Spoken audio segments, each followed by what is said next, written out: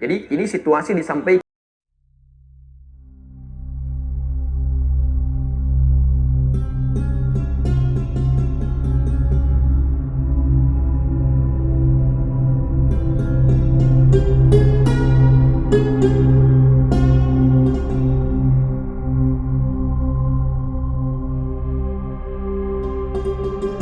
Di zaman Nabi memberikan gambaran di masa nanti Anda akan mendapati situasi seperti ini.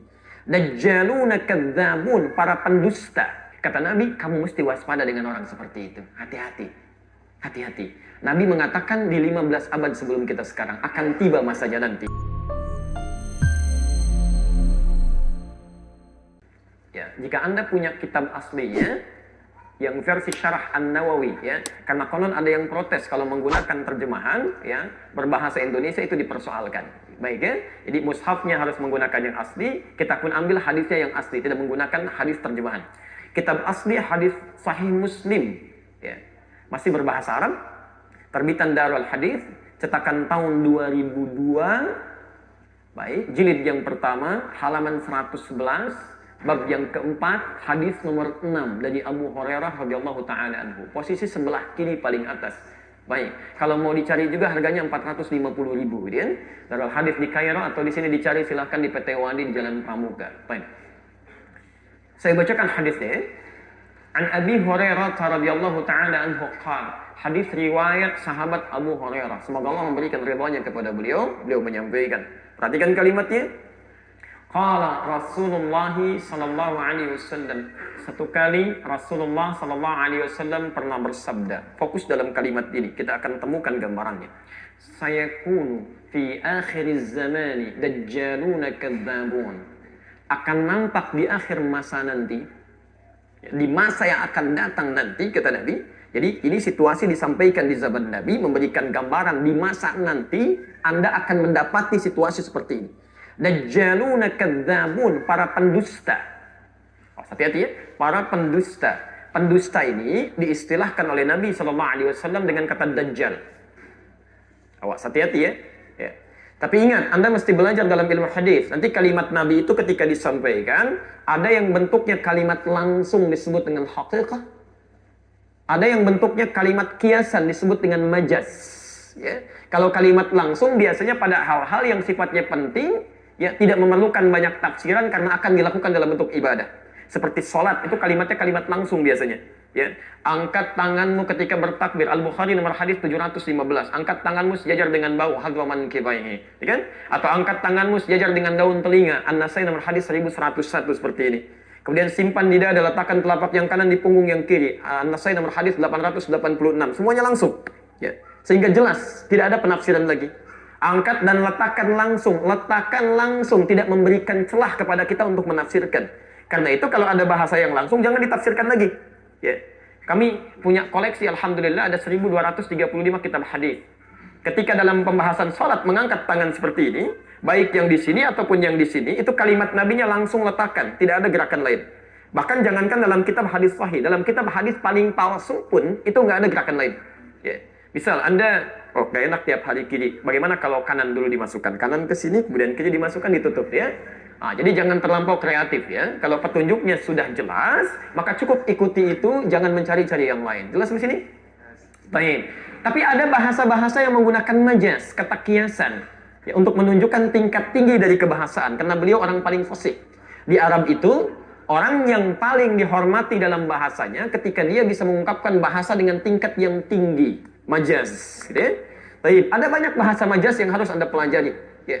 Seperti misal dalam hadis pernah mendengar kalimat begini, maaf, makan yang sunnah dengan apa? Tangan. Berapa jari? Masya Allah, 3 jari. Makanlah seperti ini. Itu Anda tidak bisa langsung menyimpulkan bahwa yang sunnah makan menggunakan jari. Belum tentu. Anda harus cek dulu kapan Nabi mengungkapkan kalimat itu.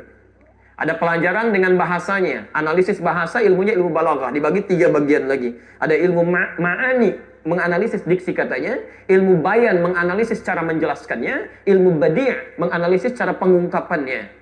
Kemudian ada yang kedua tentang asbabul wurud, kapan Nabi menyampaikannya. Dalam asbabul wurud ketika menerangkan hadis itu, Nabi SAW sedang memberikan contoh memegang kurma begini. Baik. Teman-teman sekalian, kata Nabi, makanlah kalian seperti ini, yang dipegangnya kurma. Baik, kira-kira kalau Anda memegang kurma dengan menggunakan 5 jari, itu tandanya apa? Baik, dalam bahasa Jepang tingkat tinggi itu disebut dengan rowo gitu ya.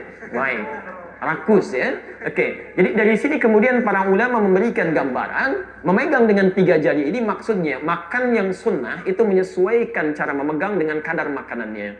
Jadi kalau makanannya butuh 3 jari cukup gunakan 3 jari. Butuh 2 jari cukup gunakan 2 jari. Jelas sampai sini? Salam dengan 5 jari gunakan 5 jari gitu kan? Baik, Anda ingin makan dengan sayuran, nggak bisa menggunakan jari, gunakan sendok. Jelas ya? Makan sayur pakai jari yang sunnah, bukan, itu Anda yang keliru tafsir. Baik, Dajjalun disebut dengan Dajjal, itu bukan Dajjal yang sesungguhnya, tapi bahasa kiasan.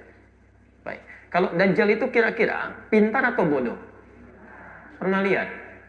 Oh belum, baik kan? Tapi kita pernah dengar informasinya, dia banyak menipu gitu kan?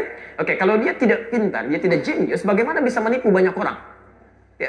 Awas yang sekarang yang banyak menipu itu dengan macam-macam yang kemarin telah kita bahas itu masih biasa. Dajjal itu nunjuk ke langit, langit hujan turun, turun. Ya. Yang tadinya kemudian subur, kering, jadi kering. Itu Dajjal, itu banyak orang tertipu. Ya. Jadi ingin ditunjukkan sifat Dajjal di sini dengan sifat kepintaran. Seakan-akan Nabi ingin mengatakan akan muncul di masa nanti orang-orang pintar, tapi pendusta. Hati-hati ya. Kalau orang bodoh berdusta kepada Anda, itu gampang, Anda tinggalkan, belum bicara aja Anda udah paham.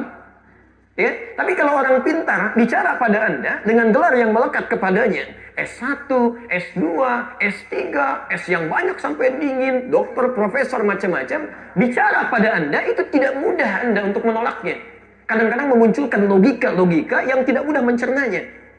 Ya, jelas sampai sini? Baik, tapi dustanya ini bukan dusta urusan dunia.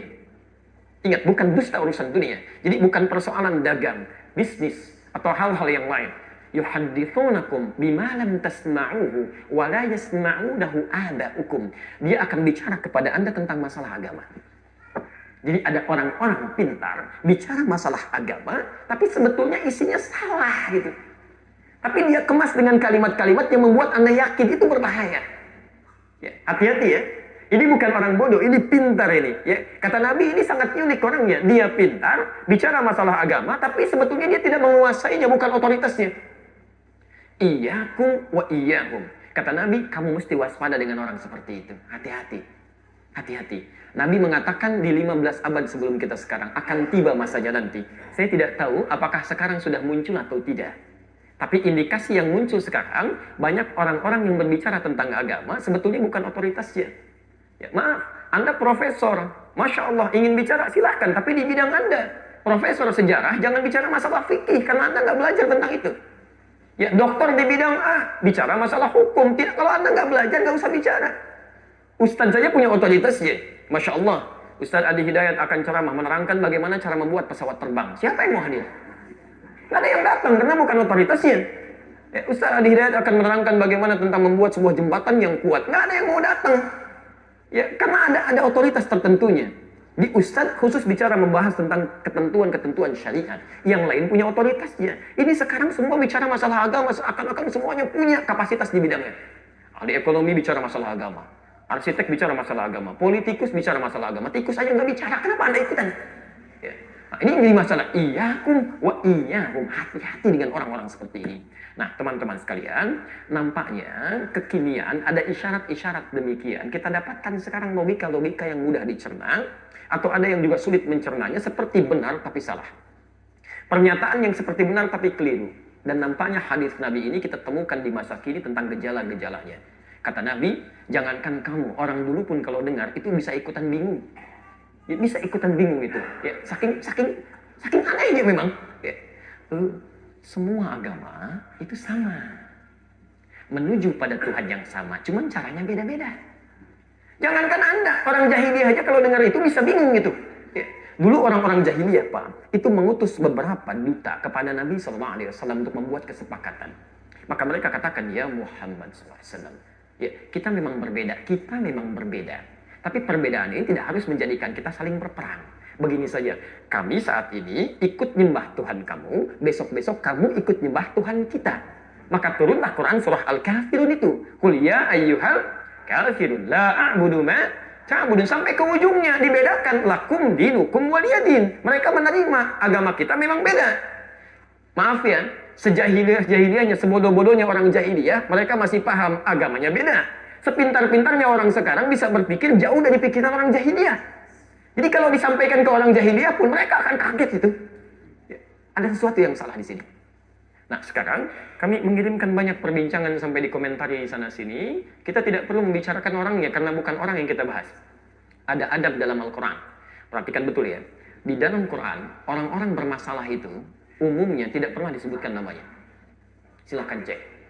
Fir'aun. Kenal Fir'aun? Tidak, alhamdulillah ya. Kalau kenal kan jadi rame gitu kan. Gimana Anda kenal dengan Fir'aun kan? Baik. Ya, betul harus tidak kenal karena Quran pun tidak mengenalkan kita. Bagaimana Anda bisa kenal? Firaun itu gelar Faro, seorang raja Mesir.